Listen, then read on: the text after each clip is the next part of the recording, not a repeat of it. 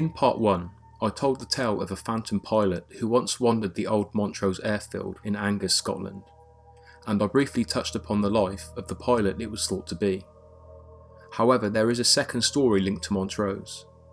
Many believe the apparition in this story is also Desmond Arthur, but others say that it's a completely separate case.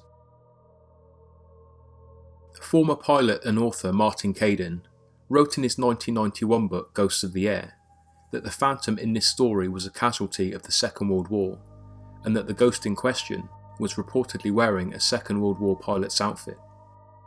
Whatever the case may be, I begin my telling of this tale in the summer of 1942. During these warmer months, Montrose Airfield was a hive of activity as the Royal Air Force, formerly known as the Royal Air Corps, trained young pilots. Accidents were an unavoidable hazard during the training sessions, and the surrounding Scottish hills showed the remnants of many crash sites. One particular crash, and the circumstances that surrounded it, gained notoriety that year. It was early in the morning, and the lieutenant flying that day was well known to the other men at Montrose as being a bad-tempered man, a stickler for perfection, and often one to dish out verbal abuse to those who fell short of the high standards expected. A week earlier there had been a very public altercation between this pilot and one of the mechanics at the airfield. The reason for this argument was unclear, but it ended with disciplinary action being taken against the mechanic. On the day the lieutenant in question took to the skies, the very same mechanic he had so publicly chastised the week before was working on his plane before takeoff. Shortly after takeoff, the plane staggered, whirled out of control and crashed, killing the pilot on impact. The mechanic was investigated, but nothing was found that could pin the death of the pilot on him. Even though it was known that the two men had almost come to blows, and there were whispers of plane tampering as an act of revenge, no charges were brought against the mechanic, and the case was closed. In the weeks following the accident, reports began to come in of a ghostly spectre at Montrose. The figure of a pilot in goggles and a flying suit had been seen by staff. The pilots at the airfield who knew of the ill-fated flight were convinced it was the remnants of the same man who once walked the hangars and shared their sleeping quarters when he was alive. Many believe the dead pilot had returned to haunt the mechanic some still thought was responsible for his death.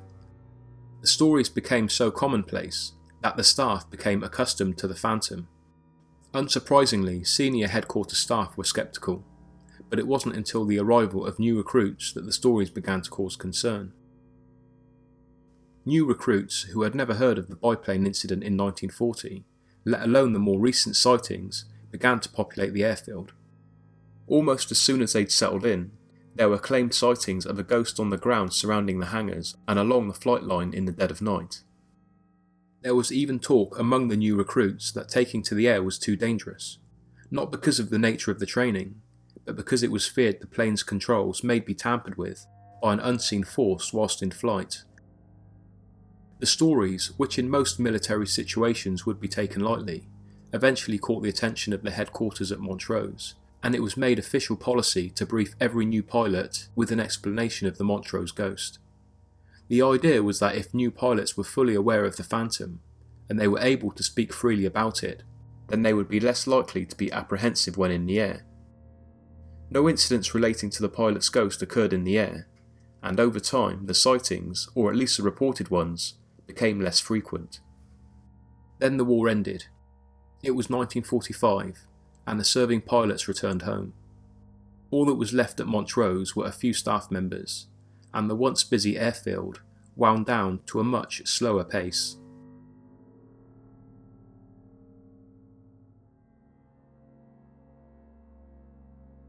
It was now 4 years since the death of the ill-tempered and ill-fated lieutenant.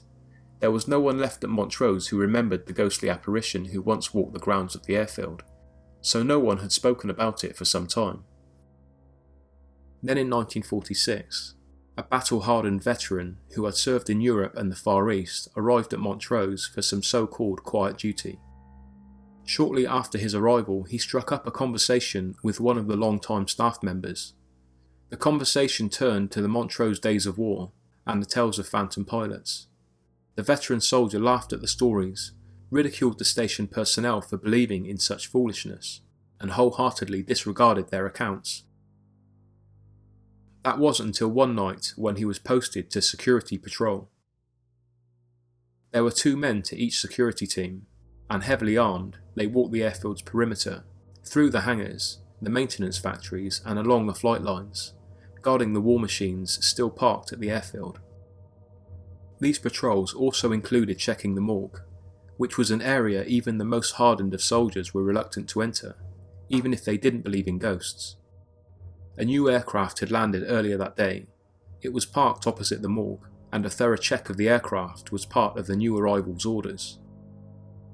At around 3 AM, the security duo who included the unwavering veteran was stood next to the new plane. The area was quiet, and most of the lights were out, except for the beacon and perimeter lights. The men took this quiet moment for a smoke. As they were in close proximity to the fuel-heavy plane, the first pilot slipped away while he lit his cigarette. The veteran pilot remained by the plane. As he stood alone, he heard noises emanating from the morgue. With his weapon at the ready, he turned around to face the building. The old-timer stepped forward to investigate further. The sounds inside the morgue continued, but he knew, apart from his partner, who he could still see in the distance, there was no one else in the area. Then the doors of the morgue, the doors which he and his companion had locked, flung open and a figure hurled itself from the shadows.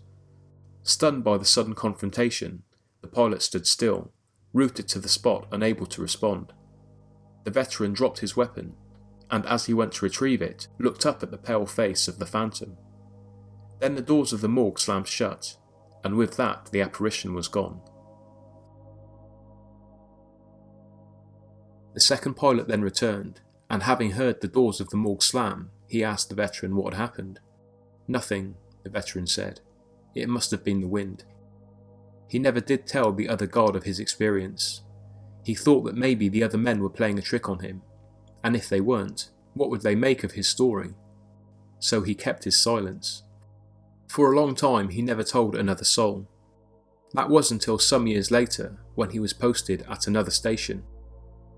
He met a man there who had spent some time at Montrose, and one night asked him, "Did you ever hear anything strange about Montrose?"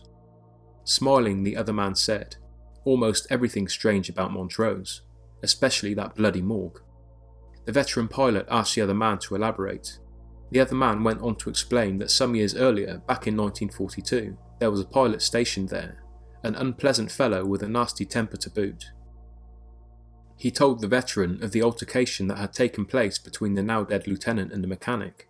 He explained that the argument had taken place in the operations building, which was now the morgue, and that after the fight, the pilot had stormed out of the building. "I've heard stories of how a ghost turns up every now and then," he said, "storms right out of the double doors and heads towards the runway." There has been a lot of speculation about the hauntings at Montrose, and although reports have gone silent for many years following the airfield's closure in June of 1952, more recent reports have been made. Sightings of a First World War pilot, the sound of disembodied footsteps, and a phantom aircraft have all been reported in very recent years, and as late as May of 2018. Are these reports fabricated by those who wish to carry on the legend of the ghosts of Montrose, or do long-dead pilots really roam the area? The Montrose Air Station Heritage Centre was formed in 1983 and is located on the former airfield. Dr. Dan Patton, its curator, said in 2013, "There are certainly recent sightings of apparitions of men in flying dress, which defy rational explanation. But we should remember that hundreds of men were killed at Montrose over 2 world wars.